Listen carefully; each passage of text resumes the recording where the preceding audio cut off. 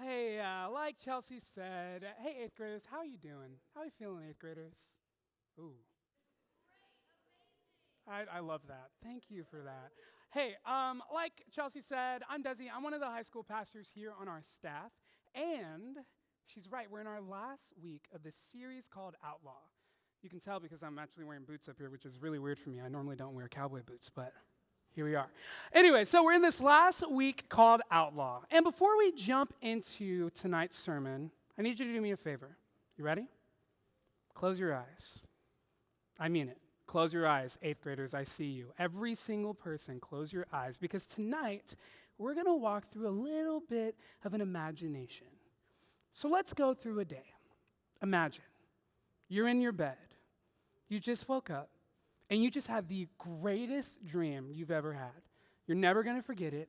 It's so good that you didn't even really want to wake up from it. But here you are. And it's time to get ready for school. So you crawl out of bed. You stumble your way to the restroom. And then bam! You stub your toe against the door frame. Ooh, I know. Painful. But hey, listen, the pain only lasts for like 30 seconds. You're like, all right, it's fine. Let's just keep moving, okay? So you finally get ready. You get dressed. You're ready to walk out of the door, and you walk out of your room, and then you step into something that's weird. You can feel it squish under your foot, and you realize it's a little surprise your dog left for you right outside of your room. Gross. Oh, my gosh. And if you don't have a dog, congratulations, you do now. You're welcome. But it's okay. The dog didn't know any better. Let's clean it up, keep it moving. Clean yourself up, keep it moving. You make it to school. You're actually kind of excited because you've been working really hard on a group project and you just can't wait to present it. But when you get to class, you realize that none of your partners did their part of the project. So you fail. Oh my gosh, typical. Okay, ready? Open your eyes. Tell me, how are we feeling about this day so far? You don't like it? Well, too bad. Close your eyes. Your day is not done yet. Let's keep moving. Here we go. Next up, you're in the lunchroom. Now, normally you bring your lunch to school, but you know that Desi and Mac are serving in the pizza line, so you're like, I'm going to go hook myself up with 3 slices of cheese pizza, and so you do. And then as you're walking away, someone bumps into you and your food falls on the ground. Dang. God. But it's okay. The day's almost over. So finally, you get home, and you're just ready to crawl back into bed, or maybe you're ready to hop on the game, or maybe you're ready to go hang out with your friends. I don't know. You're ready to do something that just lets you ease the day away. But as soon as you get comfortable, you hear, and then it begins. Hey, did you make sure to do all the chores I asked you to do? Also, what about this grade that I'm seeing? Like, what's up with that? Hey, don't forget, you got to do this, and you got to do this. Yeah. So if your eyes are still closed, you can go ahead and open them for real this time, and I want you to think to yourself, at this point, after this day, what are you feeling? Are you ready to blow up? Maybe. Are you ready to cry out of frustration? Are you ready to write a 31-track album detailing exactly how you feel? I don't know. Some people might be. Or are you ready to just roll your eyes and give up? Look, I don't know how you feel right now. I don't know exactly how you are going to respond. But what I do know is that we all have bad days. And we have things that get to us. But how do you handle your emotions in these situations? Do you know someone who would blow up immediately? Would you? Do you know someone who would just be stone-faced, not express their feelings at all? Would you? What's the appropriate thing to do when we're feeling all of these feelings? I mean, is there even an appropriate thing to do? You see, the thing is, in Scripture, we see many different people with big feelings, handling different things in so many different ways. And actually, we've kind of seen that in our series so far. The first week, we saw how Samson handled the feelings of his wife literally plotting to murder him, right? Last week, we saw how Martha handled her feelings about her sister not really, pulling her weight when it comes to Jesus. And this week, we're going to talk about someone else. And we find this someone else in the book of Kings, specifically 1 Kings. So if you have your Bible, you can go ahead and flip to 1 Kings. We'll be in chapter 4. But before we get there, let me catch you up to speed about where we're at. So, 1 Kings, where we're at in the story, this takes place right after King David dies, right? So that's like the David who fought Goliath, like that David, same guy. So he dies, and there's a lot of context here, but here's what you need to know. There's a long line of kings that come after David. And you know what they're supposed to do? They're supposed to establish God's kingdom over the nations. Can I tell you something? They don't do that. They fail miserably. So like murder, adopting other gods, slavery, all the things that are bad, that happens because of these kings. And so since these kings, which really I don't even know why we're calling them kings, they suck, fail, God sends prophets to keep them in check. And so these prophets who are here to hold them accountable are here to let them know when they're doing something wrong, what's the right way to do it. And this is where we run into our character for tonight, Elijah. Elijah comes in at this point of our story. And here's the thing, Elijah knows all of this history. He knows what's on his plate, he knows what his responsibility is, and he knows what has come before him. And so he knows that it's his turn to keep his king in check. And the king that Elijah has beef with, his name is Ahab. Now listen, at this point of the story, King Ahab is described as like the worst king that Israel has had thus far, which is a pretty incredible accomplishment that he had there because they all are like really, really bad. But he's the worst. And so King Ahab, in this sort of spiritual competition he has with Elijah, he sends over 400 prophets to kill him, to show him who's boss.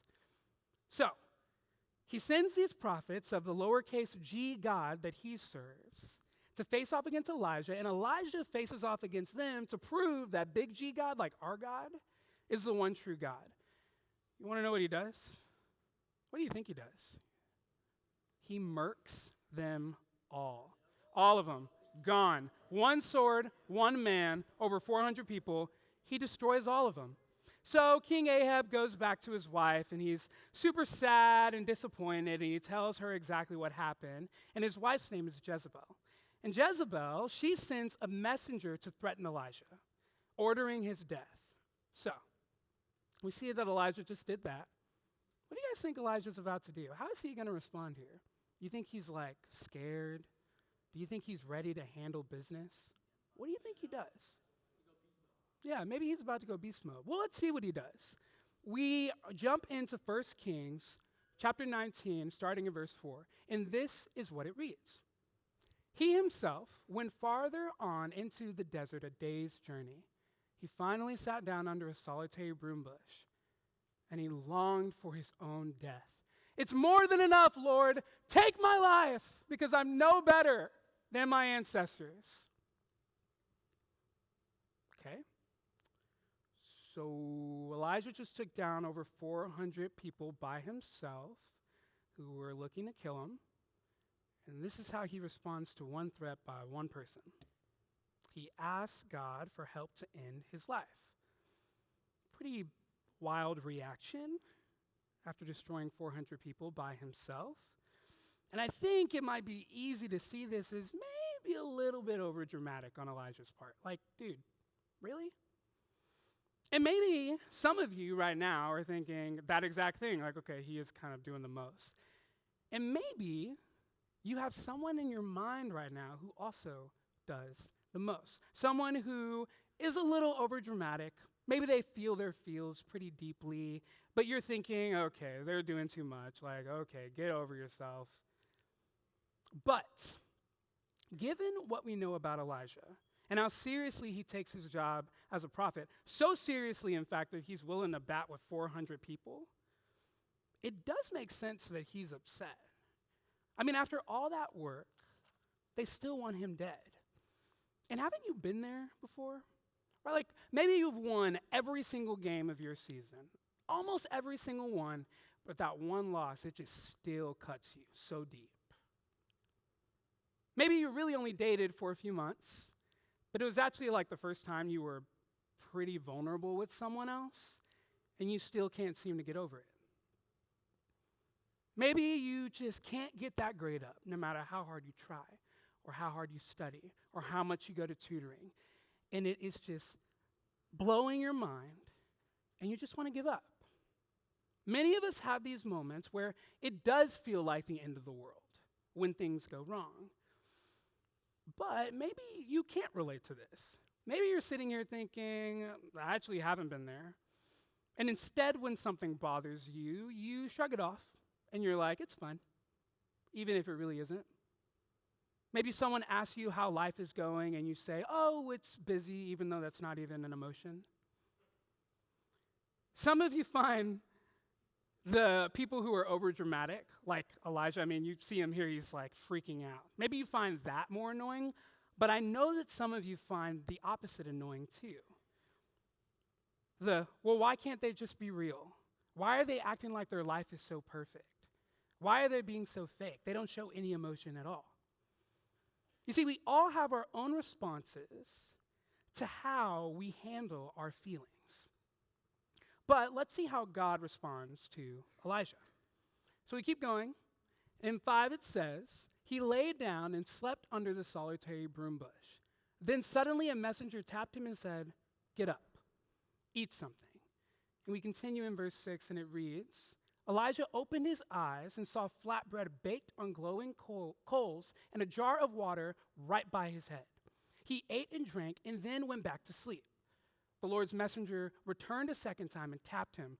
Get up, the messenger said. Eat something, because you have a difficult road ahead of you. So Elijah got up, he ate and drank, and went refreshed by the food for 40 days and 40 nights until he arrived at Horeb, God's mountain.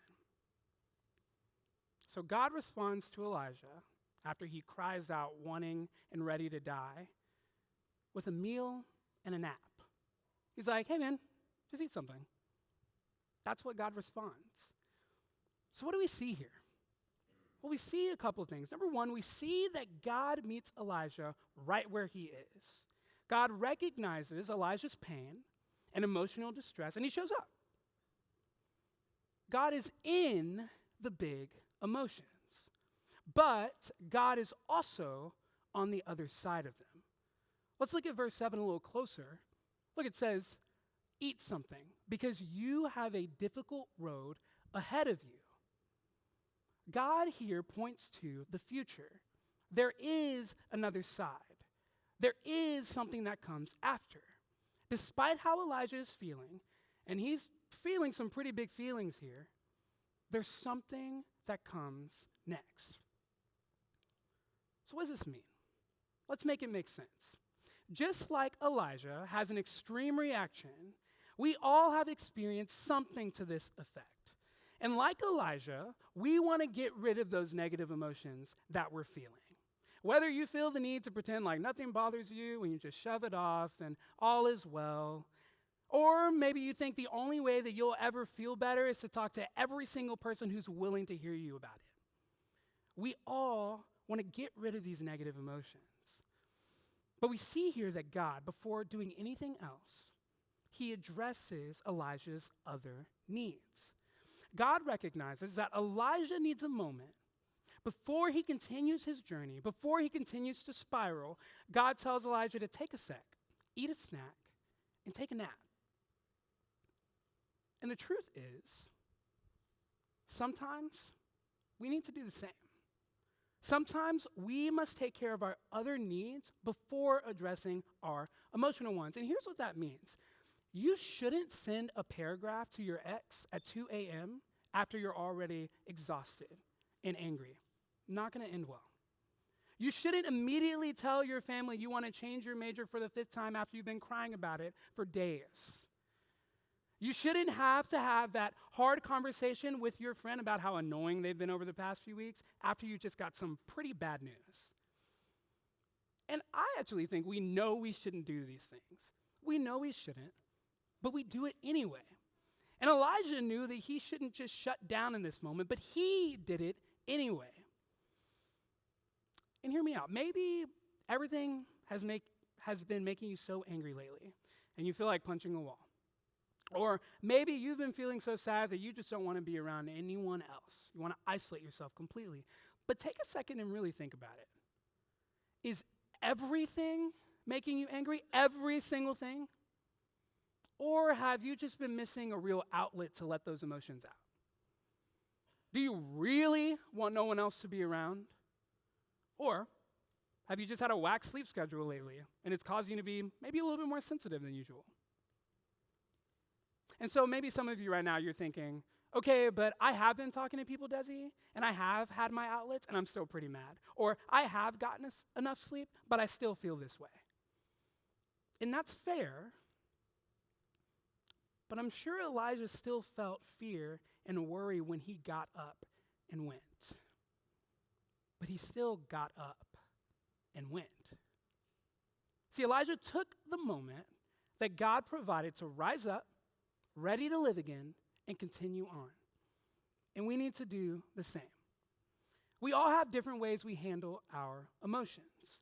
But we learn from Elijah in the story that sometimes all we need to do is take a breath. We need to take a breath and figure out what else it is we need to take care of before we spiral in all of the emotions that we feel. And listen, I know spiraling, you may be picturing that as you having an emotional outburst that's loud and theatric, but y'all, it's the opposite too. That may seem like the thing that is just so unhealthy, but you hiding from your feelings, shoving it down, acting like nothing's wrong, not really emoting, not really being real with other people or yourself, how you feel about a situation, that also can get really unhealthy.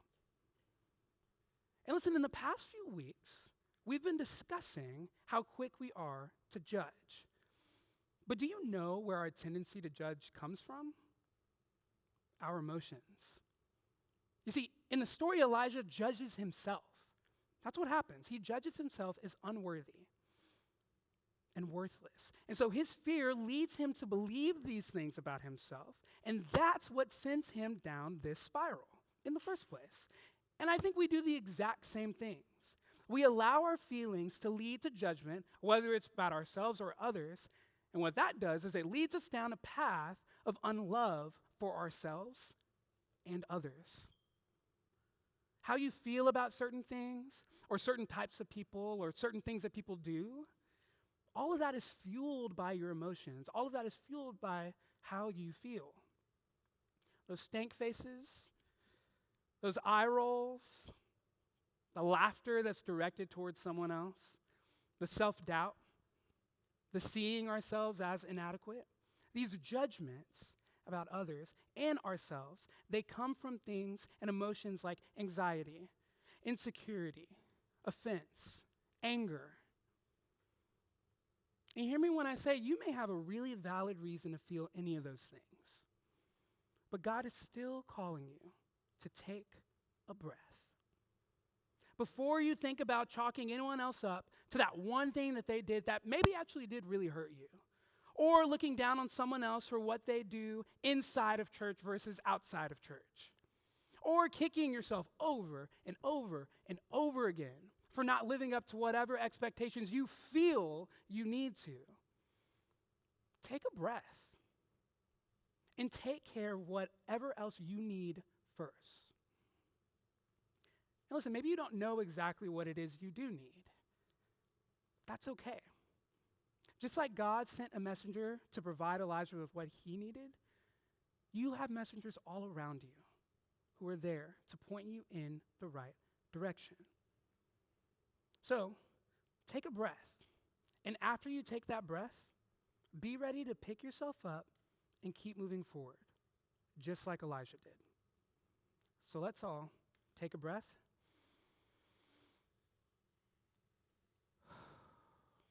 And let's pray.